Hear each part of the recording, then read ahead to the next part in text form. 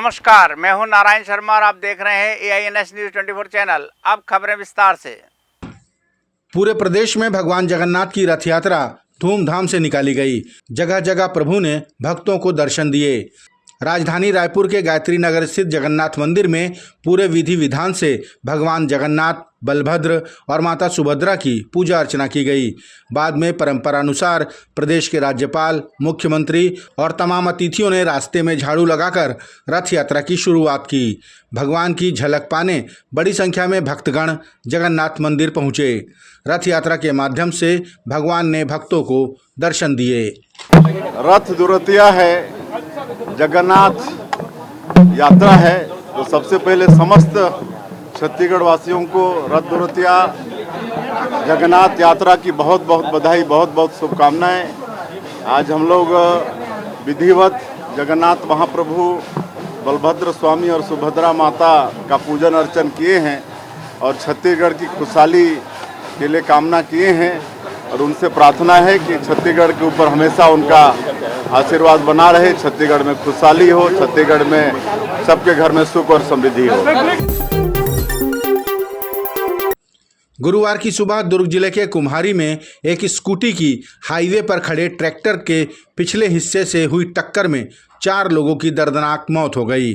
Scooty में 5 लोग सवार थे, जिसमें 3 बच्चे थे। उनमें से एक बच्चा गंभीर रूप से घायल हो गया है। उसे उपचार के लिए एम्स में भर्ती किया गया है। पुलिस ने ट्रैक्टर के ड्राइवर को हिरासत में ले लिया है और पूछताछ कर रही है। स्कूटी में जो है 5 लोग सवार होकर जा रहे थे, जिसमें 2 महिला और 3 बच्चे थे, जिसमें 4 लोगों की जो है मौके पर मौत हो गई थी। एक बच्चा है, उसको अभी एम्स रिफर किया गया है। परिजनों को सूचित किया गया है और आगे की कार्रवाई की जा रही है। जो ट्रैक्टर है उसको जब्त कर लिया गया है, उस पर कार्रवाई की जा रही है। कहाँ जा रहे थे सर ये लोग? पता चला कि रायपुर जो है अपने मामा के यहाँ पे कुछ पूजा था, वहाँ बसंत विहार में, वहाँ पर जा रहे थे सब। एक ही छत्तीसगढ़ के उप मुख्यमंत्री व गृह मंत्री विजय शर्मा ने कहा कि माओवाद ने तो हमारे राज्य में वर्ग संघर्ष खड़ा नहीं कर पाया, लेकिन धर्मांतरण आज भी वर्ग संघर्ष मजबूत करने की अहम कड़ी बनी हुई है। इसी कड़ी को तोड़ने और ख़त्म करने सरकार धर्मांतरण विरोधी कानून ला रही है। उन्होंने कहा कि ये कानून कठोर है, लेकिन नियमानुसार धर्मांतरण में यही कानून मदद भी करेगा। कानून कठोर है और उस कठोर कानून को इसलिए लाया गया है कि समाज में माओवाद तो वर्ग संघर्ष खड़ा कर नहीं पाया, परंतु हमारे बस्तर में ही अन्य स्थानों पर ही इस धर्मांतरण के विषय ने वर्ग संघर्ष खड़ा कर दिया है। ये आप सबके ध्यान में है। विभिन्न गांवों में जिस तरीके से लड़ाइयाँ हो रही हैं, ये वर्ग संघर्ष का ही एक स्वरूप है। तो जो काम माओवाद न कर सका वो इस धर्मांतरण मतांतरण के विषय ने कर दिया है। जो भी है स्वेच्छा से कोई हो तो करता है, संवैधानिक उसको अधिकार है, किया जा सकता है, परंतु उस विषय पर अगर किसी ने आपत्ति की तो जांच होगी। जांच की पहले प्रक्रियाएं नहीं थी, अब प्रक्रियाएं निर्धारित हो गई हैं और पहले सजा भी 1 वर्ष का था, अब तो कठोरतम सजाएं हैं इस पे। ये सबको ध्यान रखना पड़ेगा। इस पर आने वाले समय में ये पूर्ण कानून जब लागू हो जाएगा अपने एक्ट और रूल्स के आधार पर, तो इस तरह के खेल करने वालों को परेशानी होगी, उनको समझकर काम करना चाहिए। क्या आप यकीन करेंगे, राजधानी रायपुर में खुल गया है शुद्धता से परिपूर्ण, कम कीमत में अनलिमिटेड भोजन के साथ शुद्ध शाकाहारी श्री नारायण थाली। जी हाँ, यहाँ आपको मिलता है मात्र 170 रुपये में ऐसा स्वादिष्ट भोजन जिसका स्वाद आप कभी नहीं भूल पाएंगे। श्री नारायण थाली में आपको मिलती है 3 सब्जियाँ, दाल, कढ़ी, रायता, सलाद, पापड़, चावल, ढोकला, 2 प्रकार की चटनी, मीसी रोटी और गर्मा गर्म तावा रोटी, जितनी आप खा सकें। साथ में गुलाब जामुन भी। तो एक बार जरूर आइए और अपने परिवार के साथ शुद्ध भोजन का स्वाद चखिए। हमारे यहाँ जैन थाली भी उपलब्ध है। श्री नारायण थाली, शॉप नंबर 75, शुभ कदम के बाजू में, सिटी सेंटर मॉल के पास, Pandri, Raipur. Phone number 9009474545। Skating के सहारे भारत भ्रमण पर निकले मुन्नार निषाद गरियाबंद पहुंचे, जहां उनका जगन्नाथ युवा बाल परिवार और स्थानीय नागरिकों ने भव्य स्वागत किया। उत्तर प्रदेश के गोरखपुर के मुन्नार निषाद 10 महीनों में 11,000 किलोमीटर की यात्रा तय कर चुके हैं। उन्होंने बताया कि उनका उद्देश्य धार्मिक स्थलों के दर्शन करना और सनातन संस्कृति के प्रति लोगों को जागरूक करना है। गरियाबंद में वे बाबा भूतेश्वर नाथ के दर्शन करने के लिए पहुंचे हैं। हमारे भारत में 28, 29, 30 जो भी राज्य हैं, पूरे भारत भ्रमण कर रहा हूँ मैं लगभग 10 महीने से अधिक हो गया मुझे। मैं गुजरात से स्टार्ट किया था। गुजरात गया था, मध्य प्रदेश, महाराष्ट्र, कर्नाटक, गोवा, केरला, तमिलनाडु, आंध्र प्रदेश, तेलंगाना से छत्तीसगढ़ में आए।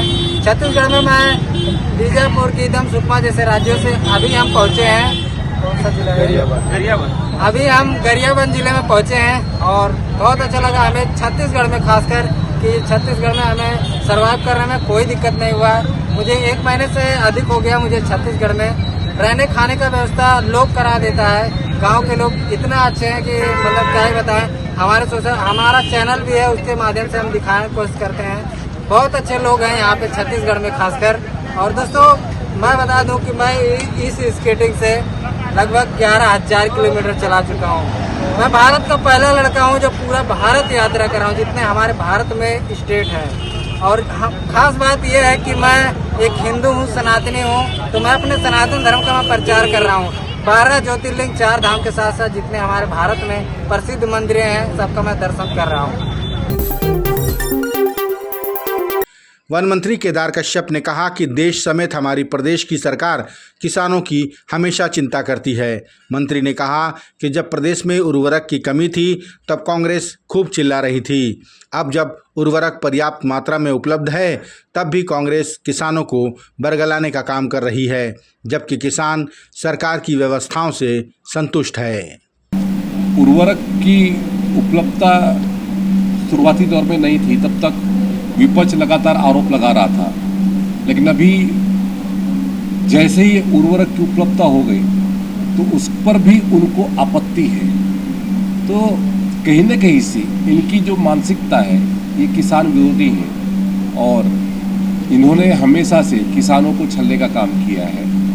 हमारी सरकार ने पूरी तत्परता के साथ में और देश के यशस्वी प्रधानमंत्री जी ने जो संवाद स्थापित करके इसके लिए जो प्रावधान किया, हम उसके लिए अपने देश के प्रधानमंत्री जी का, माननीय नरेंद्र मोदी जी का, माननीय हमारे प्रदेश के यशस्वी मुख्यमंत्री श्री विष्णुदेव साय जी का धन्यवाद ज्ञापित करते हैं। किसानों की बहुत बड़ी चिंता जो वैश्विक स्तर पर आपदा की स्थिति होने के बावजूद भी इसकी आपूर्ति में अपना महत्वपूर्ण योगदान दिया है। जसपुर के लोरो घाट में भीषण सड़क दुर्घटना में ट्रक में फंसे 3 लोगों को निकालने के लिए पुलिस ने रेस्क्यू अभियान चलाया। 3 घंटे चले इस रेस्क्यू अभियान में कटर मशीन से ट्रक का केबिन काटकर घायलों को सुरक्षित बाहर निकाल लिया गया।